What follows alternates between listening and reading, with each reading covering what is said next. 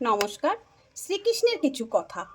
যখন তুমি দুঃখ আর কটু কথা দুটোই বহন করতে শিখে যাবে, তখন তুমি জানবে তুমি বাঁচতে শিখেছ। যদি ভগবান আপনাকে অপেক্ষা করান, তবে আপনি জানবেন ভগবান আপনার জন্য যা চেয়েছিলেন তার চেয়ে বেশি কিছু দিতে চলেছেন। জীবন নিয়ে বেশি ভাববেন না, কারণ জীবন যিনি দিয়েছেন তিনি বুঝেই দিয়েছেন। শ্রীকৃষ্ণ বলেন, কাউকে দুঃখ দিয়ে আমার কাছে সুখ কামনা করতে এসো না।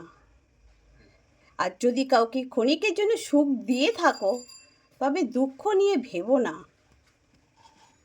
মৃত ব্যক্তিকে কাঁধে নেওয়া যেমন পুণ্যের কাজ বলে মনে করি, এটাও যদি মনে করতাম যে জীবিত মানুষের পাশে থাকলেও পুণ্য হয়, তাহলে জীবনটা অনেক সহজ হয়ে যেত।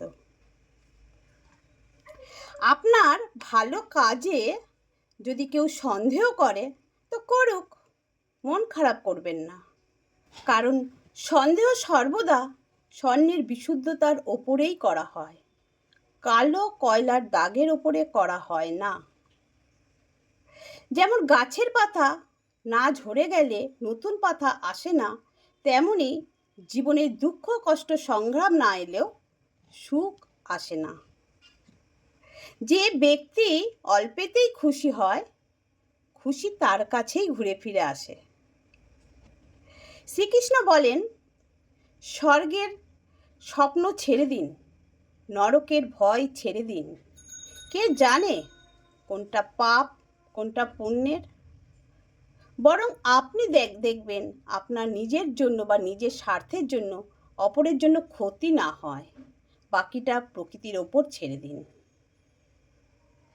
কে বড়, অর্থ না যোগ্যতা? যে বিপদে আপনার পাশে থাকবে সেই বড়।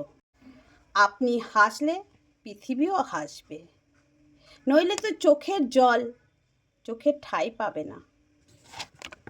ভালো থাকবেন, সুস্থ থাকবেন, আনন্দে থাকবেন, ঈশ্বরের ওপর ভরসা রাখবেন।